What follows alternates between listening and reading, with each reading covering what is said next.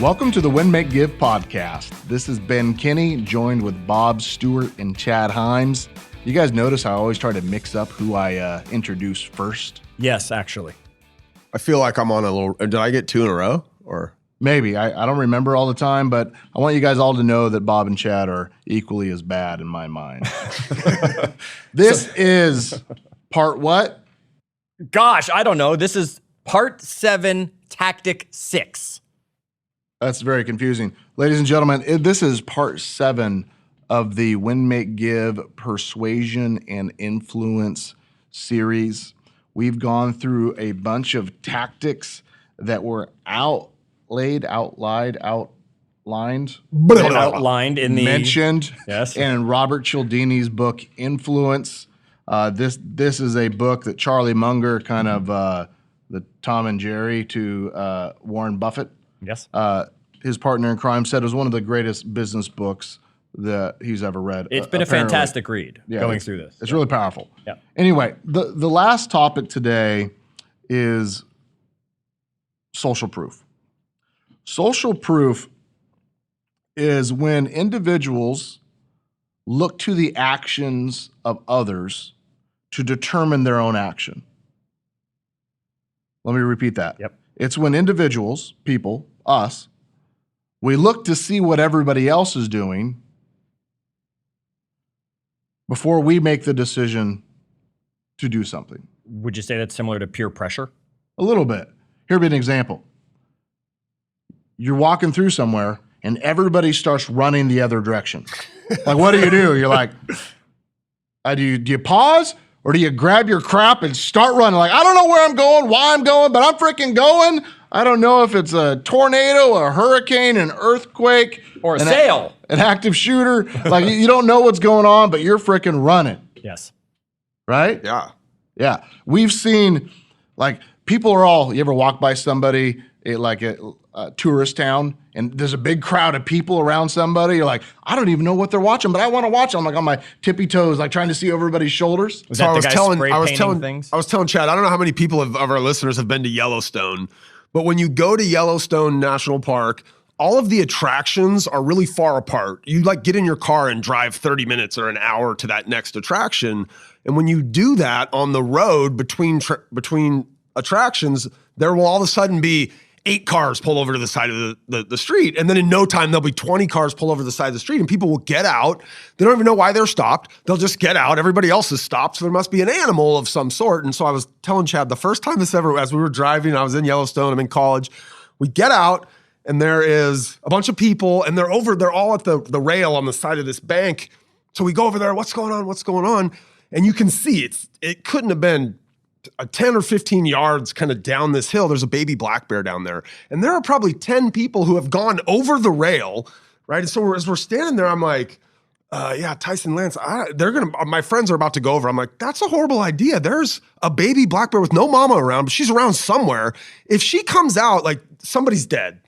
So I basically just we did end up going over, but I made sure there was a couple people between me and the baby, right? Like somebody slower. Yeah, you don't have to be faster than the bear. You just have to be faster than the slowest person. Yeah, so there, it was Bob. literally people based on social proof and the consensus of like, oh, this is okay. We're putting their life in danger, right? I mean, a mama black bear come out after a little baby, like, and see a bunch of humans standing 15 feet up the hill, like she's coming after them. Ben, there's a huge, huge example. Talk about this one. You stay in lots of hotels.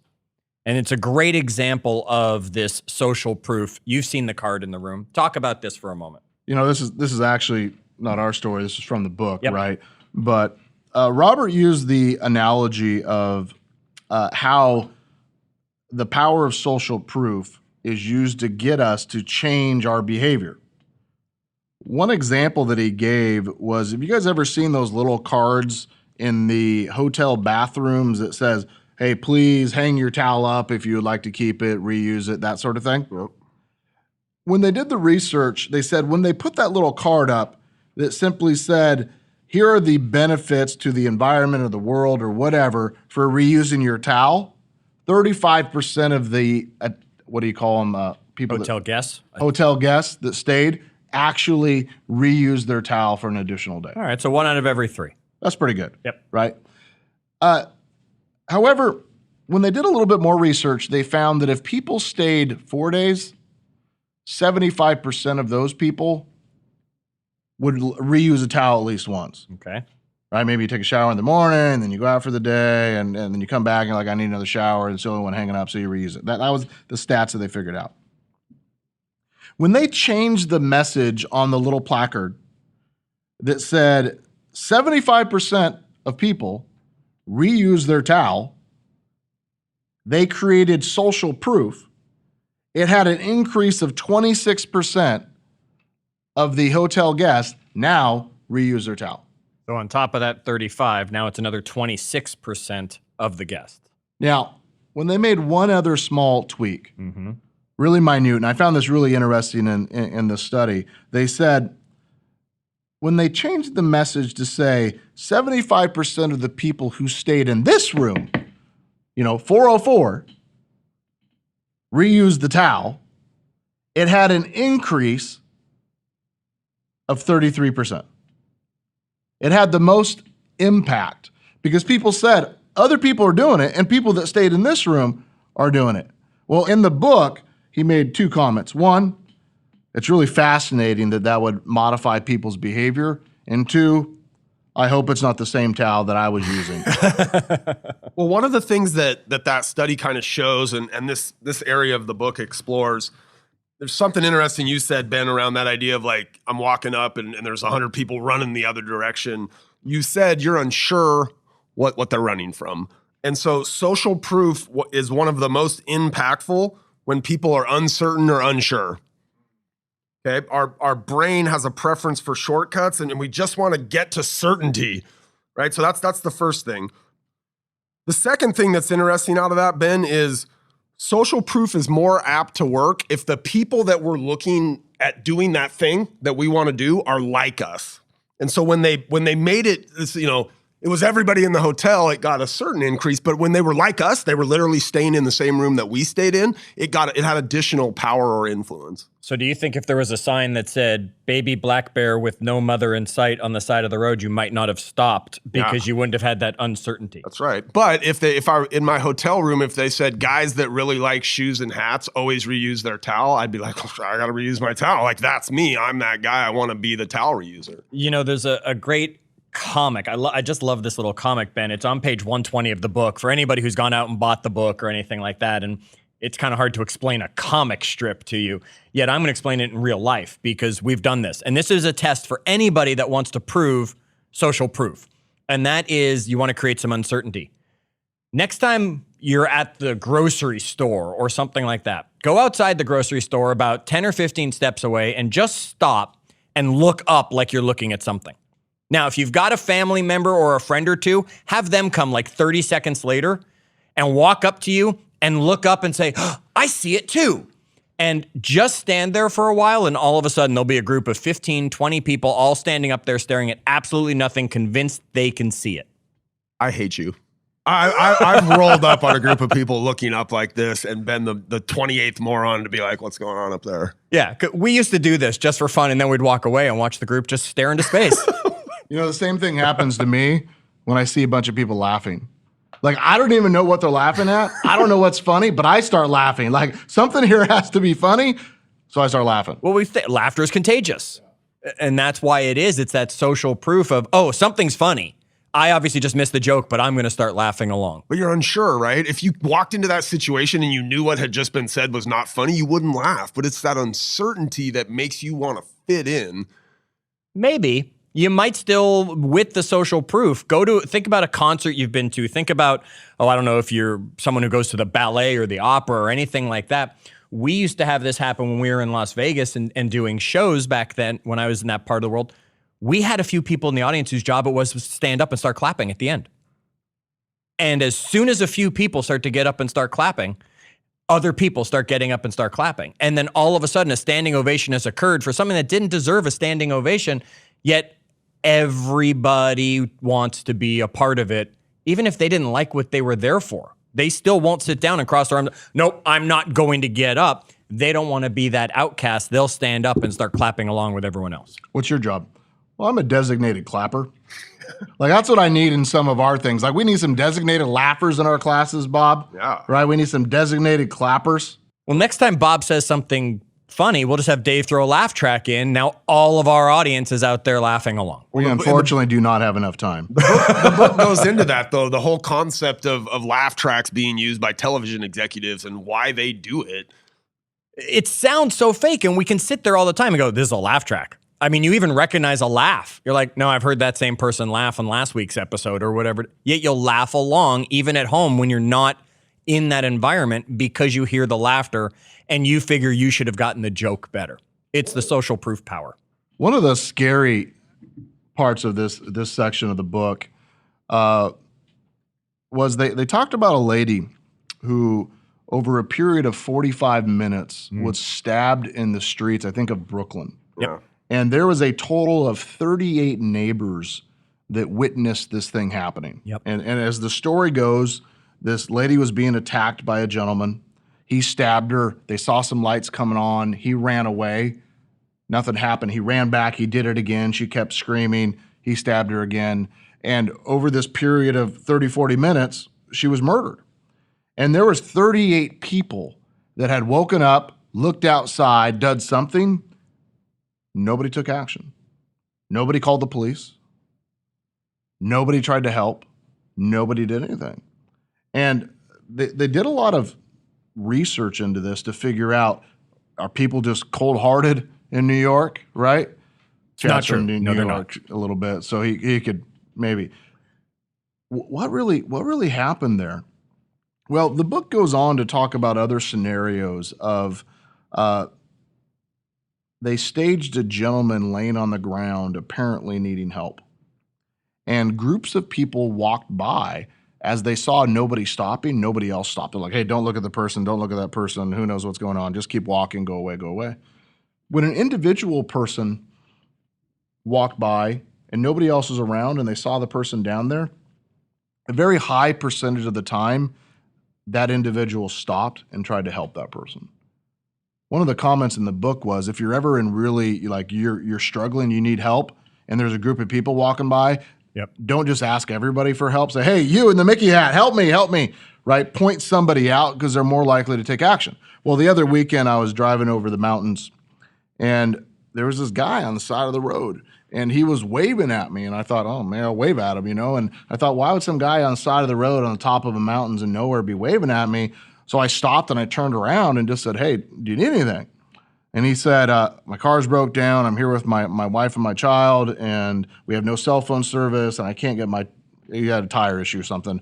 And he said, I've been sitting here for 30 minutes, and you're the only person that stopped. Amazing. It's a little sad, isn't it? It is. A couple weeks prior to that, one of our friends, Tim and I, were driving up the street, and we see this little old lady, probably 70, 80 years old, kind of waving at us from the sidewalk. And it just didn't look right, so I stopped in the middle of the street, and I saw plenty of cars driving by this lady as she's frantically flagging people down. And I stopped and went over to the lady. She's like, my husband's fallen, like, not even a joke. He had fallen down from the sidewalk down in this kind of ravine area, and Tim and I had to drag this guy up out of this hole. And she made the same comment. Nobody stopped. Well, think about how many times you've been on the road. Heck, somebody listening to the podcast episode right now is in their car and they are driving and they just passed a car that was broken down on the side of the road, yet everybody ahead of you kept going, so you didn't stop. It's not that you're not a good person. It's just social proof. Everybody else kept going, so you just did what they did and said, well, that must not really be a broken down car because somebody would have stopped if it was. When Tim and I stopped to help this lady, once my vehicle was stopped and the hazards were on, 2 other cars stopped. But nobody else had done it before. They needed the social proof that it was okay.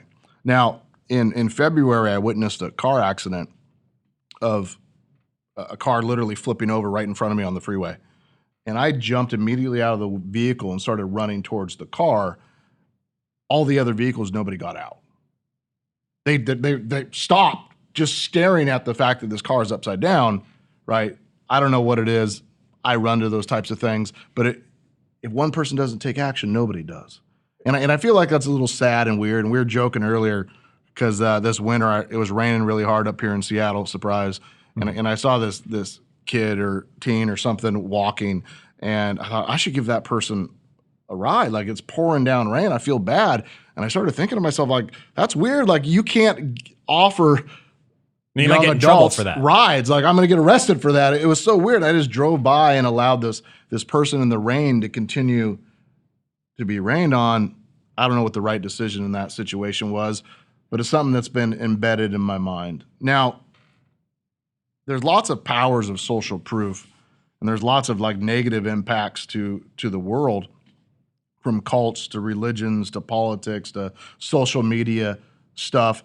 Let's bring it back a little bit into how do we use this in our business, and let's talk about some examples of how people use these in sales or in marketing. Bob, one of the examples that I wrote down in our note session was reviews and references. I'll take them separately, and maybe we'll talk about them separately, but let's start with references. So I've brought up my wife and her sales career. She's a top salesperson. She works at their $1 billion startup, and they do, their sales process. She's ending up, they come in the door. These are $5 million sales, right? To the huge Fortune 50 companies. And one of the things that is almost always offered, and Chad, we were talking about earlier, not always taken up on, but always offered, is a reference to a client that looks like their business. So they come in, and I do know the business. I'll just make one up though. Let's say Boeing, right, is one of their clients. When Lockheed Martin comes in, right, or some other aviation or type company, they will use that other company, Boeing, as a reference, and they'll offer up a reference. Here's a client that we work with that looks a lot like you, right, who you can go and get proof from, and they'll actually, they prime their clients to do that for them, right? So they'll say, hey, Boeing, or whatever company it is, it's not Boeing, but hey, would you mind being a reference for us later when we've got a customer we'd like to do business with and build a great relationship like we've built with you? And so having references, Ben, it's really referrals, right? Like, a referral is this type of a thing. It's like, hey, it's a reference. So references are super powerful social proof, because often you're giving a reference of somebody that's like that person or like they want to be. Yeah, I think about in the software world, if I find a vendor that one of my competitors is using, I always ask the question, why? Like, why are they using SendGrid or Twilio or Bandwidth or all these Salesforce or HubSpot or all sort of things? I always wonder, right? And if I'm not using it, I wonder, why am I not using it? What do they know that I don't know? And it forces me to go dig into it. Yeah. I think maybe just like advertising who your customers are is social proof that you should be using that one as well. That's something you see at the bottom of a lot of websites you go to, right? We talked about this before in the series, but they've got those, the little logos down there on, saying, or used as by, seen on, or used by. Yep, here's our clients. Absolutely. What's some other examples of how social proof is used in marketing, Chad? Well, we were talking, Ben, earlier about the t-shirt craze that we had for a while with IMSD that we did years and years and years ago now. We had our geeky shirts, and we used to joke that people were buying the shirt, right? And they were getting the training included to go along with it. And what did we do? Well, we just gave the shirt to enough people, and anybody who had signed up for the program got a shirt. And then we asked everybody to wear the shirt on one day, the last day of the convention that we were at. And we had triple the sales because everybody just wanted the shirt because they saw everyone running around wearing the t-shirt. And that's something we've extended, right? Like, we do that when we go to these conferences now. We'll do that with one of our other software companies, where we'll get one day, right? Because there's 4 or 5 days of this conference, but we'll get everybody kind of geared around one day and say, hey, on Saturday, everybody's going to show up in that shirt we gave all you guys, which again is driving people in that, on that trade show floor to go, wait, why are there 50 It's the social people proof of people saying, well, that shirt must be a product. I'm going to go get that. I've got to have that as well.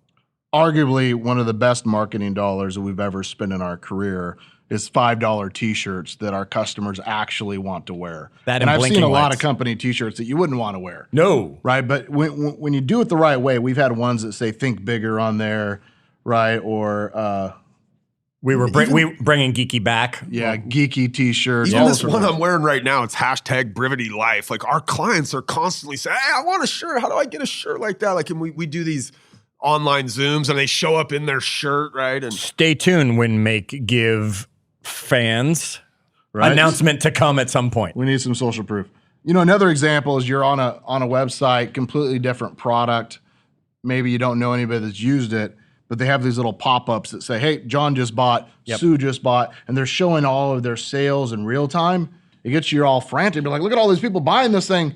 Maybe I should be buying that. And I know I'm probably getting scammed, like the car salesman was lying to Bob about where his family was from. But See the last episode to hear that story. you look at a Facebook page and you see the likes on it and you see that a whole bunch of your friends like it. Yep. A lot of times that feels like an endorsement.